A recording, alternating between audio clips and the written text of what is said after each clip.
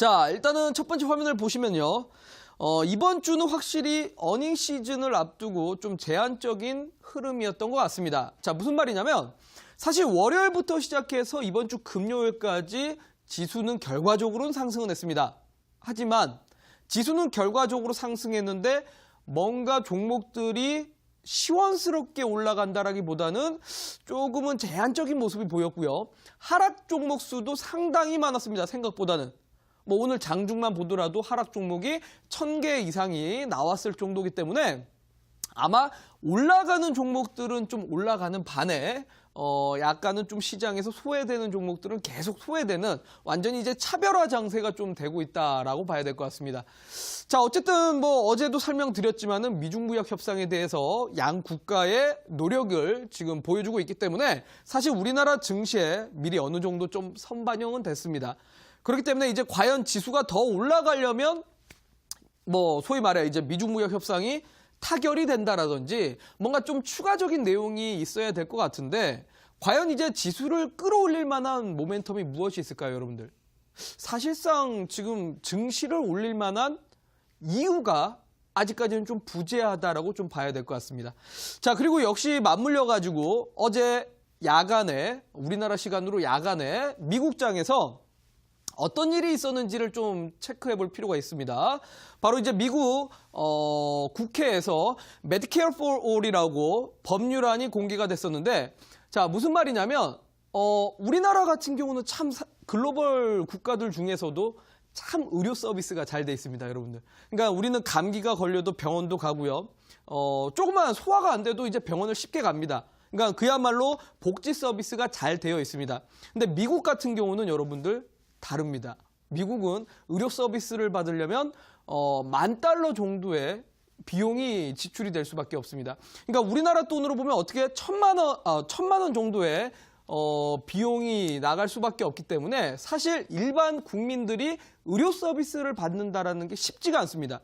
자, 그러다 보니까 지금 미국 정부 쪽에서는 이제 국민들이 의료 서비스를 충분히 받을 수 있게 법안을 좀 개정을 해야 된다라는 얘기가 나왔는데 이게 어떻게 보면 약가 인하 정책을 불러일으킬 수가 있어서 어제 미국 시장 같은 경우는 헬스케어 업종들이 상당히 크게 하락을 했습니다. 그리고 요거 다음 화면을 좀 보면서 설명드릴까요?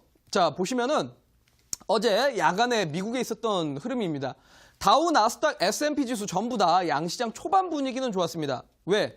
미중 무역 협상 분위기 여전히 긍정적으로 되어가고 있고 많은 연준 의원들이 미국 경기가 1분기에는 주춤할 수 있을지 모르겠지만 2분기부터는 견고하다라고 하면서 긍정적인 이야기들이 나왔기 때문에 장 초반 분위기는 좋았습니다. 그런데 방금 말씀드렸던 헬스케어 업종에 대해서 정부의 정책이 나오다 보니까 제약 바이오 섹터들 전반적으로 큰 폭으로 하락 나오면서 어제 미증시를 하락을 시켰습니다. 자, 요걸 생각을 해보시면 여러분들 요즘 우리나라 제약 바이오 업종 어떤가요? 생각보다 상당히 비탄력적입니다. 요즘에 반도체 업종이라든지 음식료 업종, 자동차 업종 정말 신고가 가는 종목들이 많은 반면에 우리나라 제약 바이오 업종이 상대적으로 상당히 부진하고 있습니다. 그런데 역시 미국에서도 헬스케어 업종들이 상당히 부진하고 있다는 걸 알고 계셔야 됩니다, 여러분들. 자, 시장 분위기를 알아야 여러분들이 어떠한 업종을 살 건지 어떠한 업종을 기피해야 되는지 정확하게 이해를 하고 투자를 하셔야 됩니다. 그만큼 지금 상당히 제약 바이오 섹터가 글로벌 증시 전체적으로 분위기가 그렇게 좋지 않다라는 거 이해를 하셔야 될 것 같고요. 자, 그리고 추가적으로 보자라면 어제 미국의 패트색에서 2분기 실적도 역시 안 좋을 것이다라는 전망이 나왔습니다. 그러니까 불과 4월 초까지만 하더라도 1분기 실적은 안 좋지만 2분기부터는 회복이 되어 갈 거다라고 했습니다. 자, 그런데 어제 미국의 패트색에서 1분기 실적이 안 좋은 건 맞다. 그런데 2분기까지도 실적이 안 좋을 가능성이 있다라는 게 제기가 됐습니다. 그러니까 어제 사실 제약 바이오 섹터들도 많이 빠졌지만은 상대적으로 이러다가 경기가 빠른 회복이 아니라 조금 더 시간이 걸리겠다라는 시각이 존재해버렸다는 거죠. 자, 그러면 여러분도 어떻게 될까요? 당연히 우리나라 시장도 약간의 시각이 바뀔 수가 있습니다. 1분기까지는 실적이 안 좋고 경기가 안 좋다라고 했지만 2분기부터 최근에는 이제 좀 회복이 되어 가지 않을까 싶었는데 미국의 이런 흐름이 나와버린다면 2분기까지도 우리나라 기업들의 실적이 떨어질 가능성도 존재하게 됩니다. 자, 다음 화면 보겠습니다. 자, 그래서 우리나라 국내 증시도 여러분들이 좀 이해를 해야 될 거는 어쨌든 제가 여러분들에게 계속 강의를 드리고 있지만 2019년은 경기 침체와 경기 회복의 기로에 서 있는 한 해라고 보셔야 될 것이고 하반기로 가면 갈수록 그래도 경기 회복에 대한 지금 가능성이 생기고 있기 때문에 2분기 경기 바닥론이 이미 형성이 됐고 미리 어느 정도 우리나라 증시에는 선반영은 됐습니다.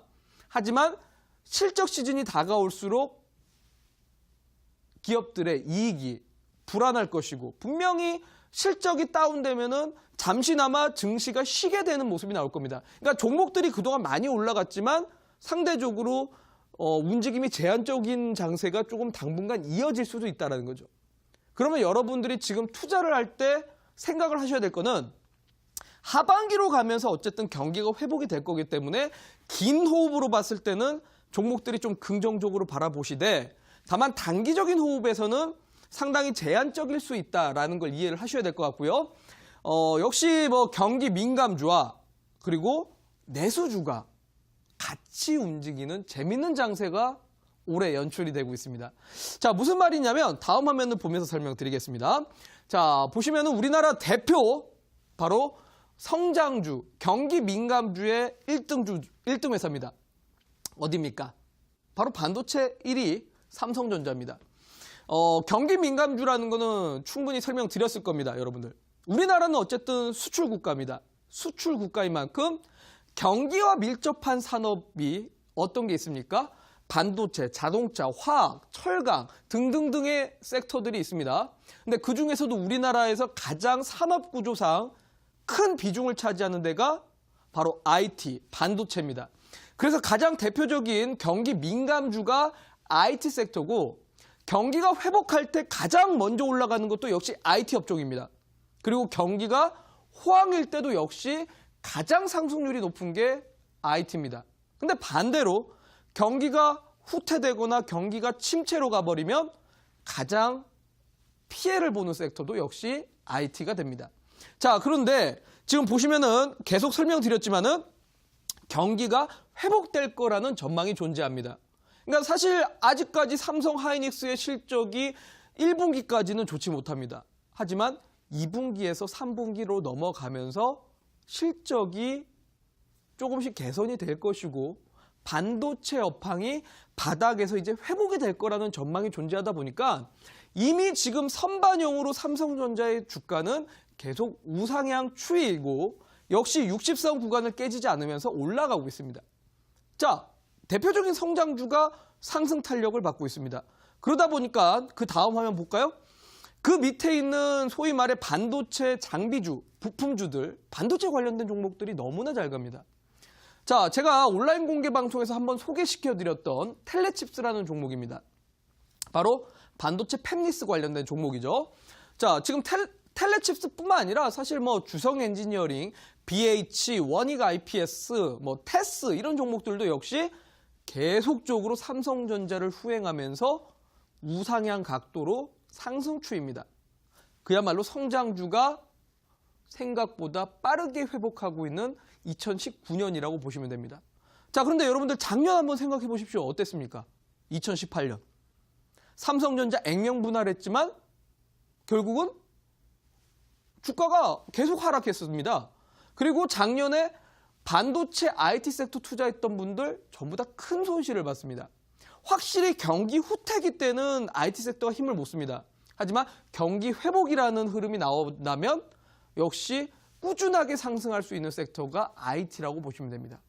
자, 그리고 또 재밌는 거는 다음 화면 보도록 하겠습니다. 자, 보시면은 2019년이 제가 계속 뭐라고 설명드리고 있습니까? 경기 침체와 경기 회복의 기로에 서 있다고 했습니다. 그러니까 사실 경기가 좋을 때는 성장주들이 올라가고요.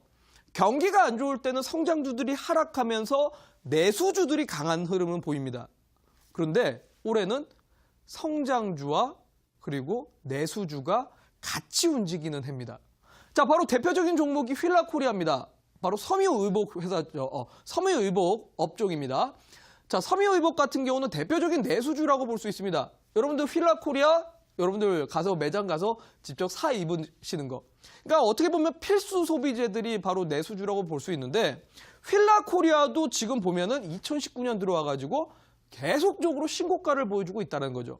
뿐만 아닙니다. 뭐 한세실업이라든지 영원무역, 뭐 LF 같은 종목들도 계속 탄력적으로 올라가고 있는 추이고요. 또 다음 화면 보도록 할까요? 섬유의복뿐만이 아니라 음식료 업종들도 요즘에 엄청난 강한 모습을 보여주고 있습니다. 뭐 대상, 오리온 같은 종목들도 있고요. 그리고 푸드나무, 바로 대표적으로 닭고기 관련된 회사입니다. 푸드나무도 지금 계속 상승 탄력을 보여주면서 오늘장 같은 경우만 하더라도 10% 이상의 또 급등까지 나왔었고요. 뭐 뿐만 아니라 푸드웰이나 윙이푸드 같은 이런 음식료 업종들도 전반적으로 상당히 강한 모습을 보이고 있습니다. 자, 2019년이 참 재밌는 해입니다, 여러분들. 그러니까 어떻게 보면 우리 개인 투자자분들이 너무 자극적인 재료에만 쫓겨다니고 너무 자극적인 이슈에만 추격 매매하시는 게 아니라 우리가 과거에 이런 종목들이 크게 갔는데 라는 과거의 영광을 찾을 게 아니라 요즘 시장 트렌드를 반드시 알고 투자하시는 게 좋습니다. 그러니까 우리가 알고 있었던 제약바이오, 우리 개인 투자자분들이 기대감이 컸었던 제약바이오, 내지는 남북경협주, 그리고 정부 정책주들, 생각보다 여기가 그렇게 힘을 잘 못 씁니다. 오히려 지금 전통적인 투자 방식으로 성장주와 내수주가 같이 올라가는 장세이기 때문에 여러분들이 투자해야 될 거는 사실 테마성 종목보다도 오히려 진드감치 이런 쪽에다가 투자를 하셔야 여러분들 계좌 수익률이 좀 커질 수가 있다는 거 이해를 하고 투자하시면 좋지 않을까 싶습니다. 다음 한번 보도록 하겠습니다. 자, 그러면 결국 지금 이번 주까지 IT도 잘 갔고요. 자동차도 잘 갔고 그리고 뭐 음식료 업종도 잘 갔고 섬유의복도 잘 갔습니다. 자, 경기 민감주와 내수주가 같이 올라가고 있습니다. 자, 그런데 이제 다음 주부터는 본격적으로 글로벌 어닝 시즌입니다. 미국의 각 기업들 실적 발표 나오기 시작하고 우리나라도 하나하나씩 이제 실적 발표가 나오고 컨퍼런스 콜이 있을 겁니다. 자, 그런데 어쨌든 계속 말씀드리지만 2분기, 3분기로 가면서 경기가 회복이 될 거라는 전망은 존재하나 아직까지는 실적이 따라주지는 못한다는 거. 그러면 결국 다음 주 장세가 계속 제한적인 흐름이 될 겁니다. 특히나 다음 주 4월 17일 수요일입니다. 수요일 날 중국의 GDP가 발표 나옵니다. 자, 그런데 말이죠, 여러분들. 3월 마지막 주 기억하십니까, 혹시? 제가 3월 마지막 주에 어떤 강의를 해드렸었죠? 중국의 경제지표 확인하라고 했었습니다. 3월 달은 여러분들 시장이 어땠습니까? 경제지표가 안 좋게 나오니까 주식시장도 역시 하락을 했었습니다. 자, 최근에까지는 경제지표들이 전부 다 좋았는데 다음 주 수요일 날 중국 GDP 발표가 나올 예정인데 지난달에는 6.4였지만 이번 달에 시장 컨센서스는 6.3입니다. 그런데 최근에 중국의 제조업 지수가 그렇게 좋지 못하기 때문에 오히려 시장의 컨센서스 6.3보다도 떨어질 가능성이 있습니다. 자, 무슨 말이겠습니까? 다음 주 수요일 날 중국의 GDP 발표가 나온다라면 시장이 한 번쯤 눌림목이 나올 가능성이 있다라고 보셔야 된다는 겁니다. 자, 다음 화면 볼게요. 자, 보시면은 오늘 장에 사실 중국 경기 지표가 나온 게 있습니다. 중국의 수출액 그리고 수입액 지표가 나왔는데 중국의 수출액 지표는 뭐 잘 나왔습니다. 그만큼 생각보다 작년 대비해서는 경제 상황이 조금씩 회복은 되어가고 있다는 게 보입니다. 더구나 미중 무역 협상 분위기도 긍정적으로 가고 있고요. 근데 사실 이번 달에 발표 나온 거는 계절적인 요소도 강합니다. 그래서 이번에 나온 것만 가지고는 안심할 수 있는 게 아니라 그 다음 달에도 잘 나올 것인가가 중요한 것이고 이 분위기가 오늘 잘 나왔기 때문에 사실 뭐 중국 관련된 산업들도 오늘 전반적으로 분위기는 좋았습니다. 하지만 다음 화면을 보시면요. 다음 주 수요일 날 바로 이제 중국의 GDP라든지 중국의 뭐 산업 생산 이런 지표들이 수요일 날 다 발표가 나올 예정입니다. 자, 그런데 보면 지난달 대비해서 확실히 이번 달에 시장 컨센서스가 안 좋다라는 게 잡힐 겁니다. 그러니까 지난달 발표한 것보다 이번 달에 발표 나올 게 전망이 좋지가 못하다라는 거죠. 그러면 다음 주 수요일 날 시장 한 번쯤 눌림목 나올 가능성도 있다라는 걸 이해를 하셔야지 여러분들 다음 주 시장에서 종목 샀는데 갑자기 지수가 떨어졌어요. 이거 어떻게 해야 되나요? 여러분들 알고 투자하는 것과 모르고 투자하는 건 다릅니다. 자, 이 대박스쿨의 타이틀이 뭡니까? 아는 만큼 보인답니다, 여러분들. 그래서 이 부분을 정확하게 알고 다음 주를 대비하셔야 된다라고 말씀을 드리면서 다음 화면 또 보도록 하겠습니다. 자, 그리고 특히나 뭐 요거를 잠깐 좀 짚고 가자면 제가 아마 3고 현상, 3조 현상에 대해서 한번 강의를 해드린 적이 있습니다. 우리나라는 어찌됐건 수출 국가입니다, 여러분들. 계속 강조드립니다. 수출 국가. 근데 수출 국가인데 뭐 자원이 있는 나라는 아닙니다. 그러니까 원자재부터 생산해서 만든 다음에 파는 나라가 아니라 원재료는 어쨌든 수입을 해오고 가공을 해서 가공품을 파는 나라입니다. 그렇다면 사실 유가, 금리, 그리고 환율 같은 경우는 우리나라에 상당히 밀접한 영향력을 주는 지표들입니다. 작년 같은 경우 여러분들 2018년 때 어떻게 됐습니까? 유가가 배럴당 76.9달러 갔습니다. 그러니까 원유를 사오는데 엄청난 비용을 지출하는 거죠. 근데 반대로 환율이나 금리는 올라갔으니까 비싸게 파는 게 아니라 싸게 팔 수밖에 없었습니다. 그러니까 작년 2018년에 대한민국 시장은 당연히 안 좋을 수밖에 없었던 겁니다. 3고 현상 때문에. 왜? 비싸게 사와서 싸게 파니까요. 근데 최근에 2019년에 시장이 좋아졌던 거는 유가가 배럴당 50달러 밑으로까지 떨어졌었고 더구나 환율도 안정이 됐었기 때문에 싸게 사와서 비싸게 파는 형태가 됐기 때문에 2019년이 증시가 올라왔던 겁니다. 그런데 요즘 분위기는 다시 환율이 1140원 위까지 왔고요. 더구나 유가까지 배럴당 63달러 이상이 왔습니다. 약간은 경계감을 좀 가져야 되지 않을까라는 생각이 듭니다. 자, 물론 지금 뭐 4월 달에 60억에서 80억 달러 정도의 배당금 송금 이벤트가 있기 때문에 환율이 올라간 거는 뭐 일시적인 효과라고 치겠습니다. 그리고 오펙의 원유 생산에 대해서 계속 규제를 가하고 있기 때문에 유가가 강제로 끌어올려가고 있다는 부분이 뭐 일시적인 효과라고 보겠습니다.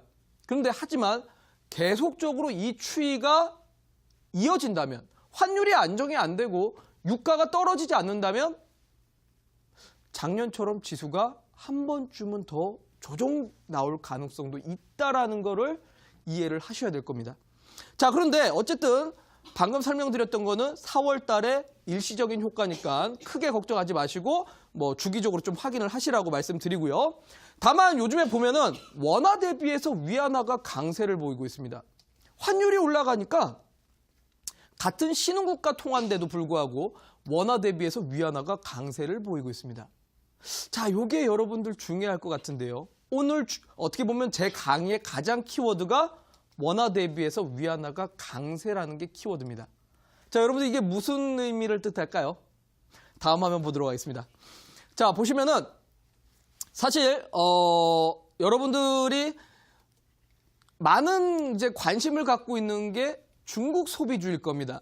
뭐 대표적으로 화장품이라든지 면세점이라든지 여행주 그리고 뭐 중국 기업들 이런 종목들 많이 관심 있으신 걸로 알고 있습니다.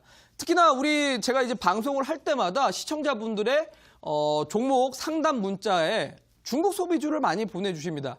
혹시나 지금도 중국 소비주 갖고 계신 분들 있으시면 자, 아까 뭐 하단에 번호 있었죠. 여러분들 문자 상담 번호로 문자 보내주시면은 잠시 뒤에 강의 이후에 제가 또 점검을 해드리니까 지금 바로 보내주시면 될 것 같고요.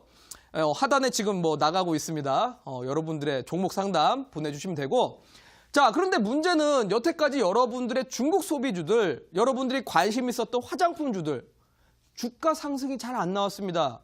왜 안 나왔을까요? 왜 중국 소비주의 주가가 요즘에 상승하지 못했을까요? 여러분들 혹시 이유 아십니까? 주가가 상승하려면 어떤 공식이 필요할까요? 사실 2017년 3월 달 사드 배치 이후에 한한령 규제가 생겼고 그때부터 사실 중국 소비주 관련된 종목들이 많이 하락을 했었고 증시에서 소외가 됐었습니다. 사실 사드 배치 전까지만 하더라도 중국의 중점만 붙어도 종목들이 펄펄펄 올라갔습니다. 근데 2017년 이후로 지금까지 어떻게 보면 증시에서 가장 상승이 잘 안 나오는 섹터가 여기입니다. 자, 어떻게 중국인들이 우리나라에 많이 들어와야 주가가 올라갈까요? 아니면 단체 관광객이 생겨야 주가가 올라갈까요? 여러분들 중국 소비주가 어떻게 해야 올라갈 것 같습니까? 제가 가끔씩 이런 질문을 우리 투자자분들에게 드리면 에이 화장품주는 춘절 때 올라가죠. 에이 광군절 때 당연히 소비를 많이 하니까 그때 화장품이 올라갑니다. 라고들 일반적으로 알고 계십니다. 자, 여러분들 물론 틀린 말은 아닙니다만 이게 전제 조건은 아닙니다. 사실 이게 전제 조건이 아닙니다. 중국 소비주가 올라가려면 바로 이게 필요한데요. 다음 화면 보겠습니다. 지금 보시면은 일단은 한국관광공사의 통계 자료를 제가 오늘 준비해 왔습니다. 자, 2018년 2월 달까지, 그러니까 2017년 3월 달에 사드 배치가 된 이후로 중국 관광객이 엄청나게 급감을 했었고 2018년 2월 달까지 마이너스였습니다. 근데 여러분들 잘 보시면 2018년 3월 달부터는 오히려 어떻습니까? 작년 대비해서 중국인들의 방문객 수가 증가하고 있습니다. 불과 지금 2017년 대비해서 2018년에 거의 1.5배 정도의 관광객이 증가했고요. 그리고 2019년 들어서도 상당히 지금 관광객 수가 증가하고 있다는 통계치는 나옵니다. 자, 보십시오. 여러분들이 알고 있는 중국인들이 많이 와야 중국 소비주가 올라간다. 근데 왜 안 올라갈까요? 또 다음 화면 보겠습니다. 자, 또 다음 화면을 보면은 바로 중국 소비주의 가장 중요한 거는 사실 중국인들이 많이 들어오는 것도 중요하지만 결과론적으로는 중국인들의 구매력이 증가돼야 됩니다. 자, 무슨 말이겠습니까? 자, 여러분들이 해외여행을 가려면 환율이 올라갔을 때 해외여행을 갑니까? 아니면 환율이 떨어졌을 때 해외여행을 많이 가겠습니까? 그거랑 똑같은 이치라고 보시면 됩니다. 중국인들이 우리나라에 많이 오더라도 구매력이 증가되지 않으면 중국 소비주들이 탄력적이지 못합니다.